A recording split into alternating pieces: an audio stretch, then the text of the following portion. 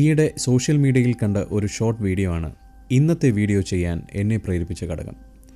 അതിൽ പറയുന്നത് ജവഹർലാൽ നെഹ്റുവിന് ഒരു ആദിവാസി ഭാര്യയുണ്ടായിരുന്നു. കേട്ടപ്പോൾ നിങ്ങളെപ്പോലെ തന്നെ ഞാനും അത്ഭുതസ്തബ്ധനായിപ്പോയി.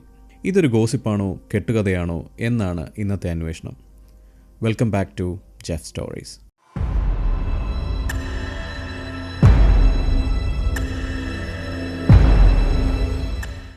വർഷം 1959.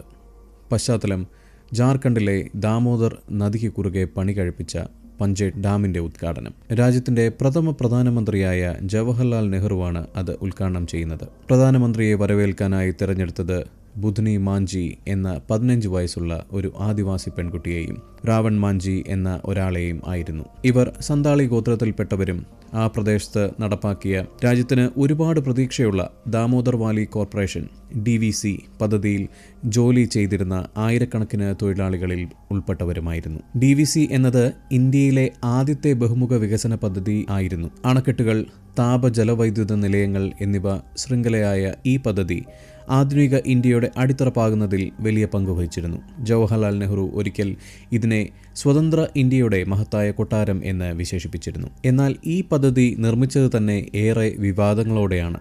ഭൂരിഭാഗവും ആദിവാസികളായ ആയിരക്കണക്കിന് നാട്ടുകാരെ അവരുടെ പാരമ്പര്യ ഭൂമികളിൽ നിന്ന് ഒഴിപ്പിച്ച് പദ്ധതിയുടെ ഫലമായി നൂറുകണക്കിന് ഗ്രാമങ്ങൾ വെള്ളത്തിനടിയിലായി. മാഞ്ചിയൻ ഗോത്രസമൂഹം ഒറ്റപ്പെടുന്നതിന് മുമ്പ് താമസിച്ചിരുന്ന കബോണ എന്ന ഗ്രാമവും ഇതിൽ ഉൾപ്പെടുന്നു.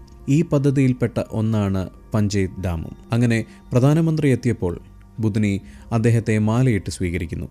തുടർന്ന് അവൾ ഒരിക്കലും പ്രതീക്ഷിക്കാത്തത് അവിടെ സംഭവിച്ചു. നെഹ്റു വിനോദഭാവത്തോടെ അവൾക്ക് തിരിച്ചും മാലയണിയിച്ചു.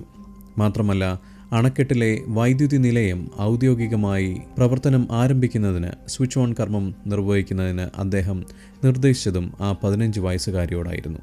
അന്ന് വൈകുന്നേരം ബുധ്നി ഗ്രാമത്തിലേക്ക് മടങ്ങിയെത്തുമ്പോൾ അത് തൻ്റെ വീട്ടിലേക്ക് പോകുന്ന അവസാനത്തെ പോക്ക് ആയിരിക്കുമെന്ന് അവൾക്ക് അറിയില്ലായിരുന്നു. ഗ്രാമമുഖ്യൻ അവളെ വിളിപ്പിച്ചു. നെഹ്റുവിന് മാലയണിയിച്ചതിലൂടെ അവൾ അദ്ദേഹത്തിൻ്റെ ഭാര്യയായി മാറിയെന്ന് ഗ്രാമമുഖ്യൻ പറഞ്ഞു. അതോടൊപ്പം ഒരു പുറം വ്യക്തിയെ വിവാഹം ചെയ്യരുത് എന്ന സന്താൾ ഗോത്രത്തിൻ്റെ ചട്ടം അവൾ ലംഘിച്ചുവെന്നും അതിൻ്റെ പ്രായശ്ചിത്തമായി അവൾ എല്ലാം ഉപേക്ഷിച്ച് ഗ്രാമം വിട്ടു പോകണം എന്നും അയാൾ അറിയിച്ചു. സന്താൾവർ ഒരു സമാധാനപരമായ ഗോത്രമായാണ് അറിയപ്പെട്ടിരുന്നത്. അവർ ചെറുതും അടുപ്പമുള്ളതുമായ സമൂഹങ്ങളിൽ ജീവിക്കുകയും സ്വന്തം ആചാരചട്ടങ്ങളോട് കർശനമായ വിധേയത്വം പുലർത്തിയിരുന്നവരുമായിരുന്നു. പഞ്ചേറ്റ് ഡാം ഇന്ത്യയുടെ ഒരു സുപ്രധാന നാഴികക്കല്ലായി മാറിക്കഴിഞ്ഞിരുന്നു അപ്പോൾ. എന്നാൽ മറുവശത്ത് നെഹ്റുവിൻ്റെ ആദിവാസി ഭാര്യ എന്ന് മുദ്രകുത്തപ്പെട്ട സ്ത്രീ അവളുടെ ജീവിതത്തിലെ ഏറ്റവും ഭീകരമായ മാസങ്ങളിലൂടെ കടന്നുപോവുകയായിരുന്നു. സാമൂഹിക ഒറ്റപ്പെടുത്തലും അത്യന്തം ദാരിദ്ര്യവും സഹിച്ച് ജീവൻ നിലനിർത്താൻ അവൾ പാടുപെടുകയായിരുന്നു.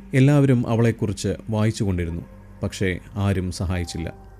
പോകാൻ അവൾക്ക് ഒരിടവും ഇല്ലായിരുന്നു. 1962 സ്ഥിതി കൂടുതൽ ദാരുണമായി. ദാമോദർ വാലി കോർപ്പറേഷൻ അവളെ ജോലിയിൽ നിന്ന് പുറത്താക്കി. അതിനുശേഷം അവൾ ദിവസവേതന തൊഴിലാളിയായി ജീവിക്കേണ്ടി വന്നു. ജോലി അവസാനിപ്പിച്ചതിന് DVC ഒരിക്കലും ഒരു വിശദീകരണവും നൽകിയിരുന്നില്ല. എന്നാൽ നെഹ്റു ഇതേപ്പറ്റി ഒന്നും അറിഞ്ഞിരുന്നില്ല.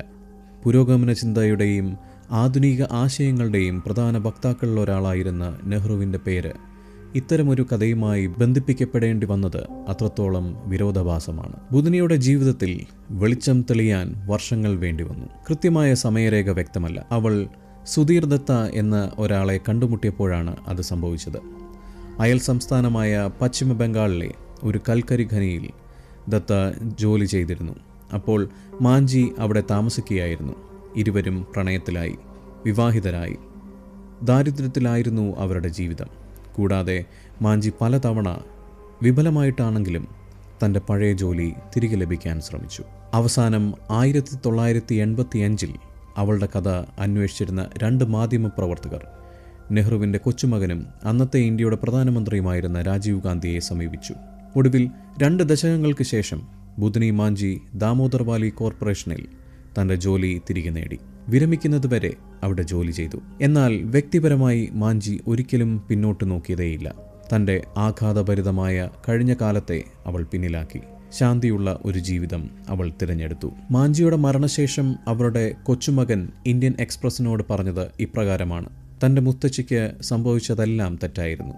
എങ്കിലും അവരുടെ അവസാന നിമിഷങ്ങളിൽ അവർ ഒരിക്കലും പരാതിപ്പെട്ടിട്ടില്ല. അതീവ സമാധാനത്തോടെ അവർ മരിച്ചു. ഈ ജീവിതകഥയ്ക്ക് റെഫറൻസായി എടുത്തത് സാറാ ജോസഫിന്റെ ബുദ്നി എന്ന പുസ്തകമാണ്. മാഞ്ചിയുടെ പോരാട്ടം പുരുഷാധിപത്യപരമായ ആചാരങ്ങളുടെയും കടുത്ത സാമൂഹിക സമ്മർദ്ദങ്ങളുടെയും ഭാരതത്തിൽ സ്വപ്നങ്ങൾ തകർന്നു പോകുന്ന ആയിരക്കണക്കിന് ഇന്ത്യൻ സ്ത്രീകളുടെ പോരാട്ടത്തോട് സമാനമാണ്. അതോടൊപ്പം തന്നെ ആധുനികവൽക്കരണത്തിന്റെയും രാഷ്ട്രനിർമ്മാണത്തിന്റെയും പേരിൽ ഒഴിപ്പിക്കപ്പെടുകയും മറക്കപ്പെടുകയും ചെയ്യുന്ന ലക്ഷക്കണക്കിന് ആളുകളുടെ പ്രതിനിധിയായി അവൾ നിലകൊള്ളുന്നുവെന്ന് സാറാ ജോസഫ് പറയുന്നു. വികസനത്തിന്റെ എല്ലാ ഇരകളുടെയും പ്രതീകമാണ് അവൾ. അവളെ വീണ്ടും കണ്ടെത്തുന്നത് ഒരു ചരിത്രപരവും രാഷ്ട്രീയപരവുമായ അനിവാര്യമാണ്, അവർ കൂട്ടിച്ചേർക്കുന്നു.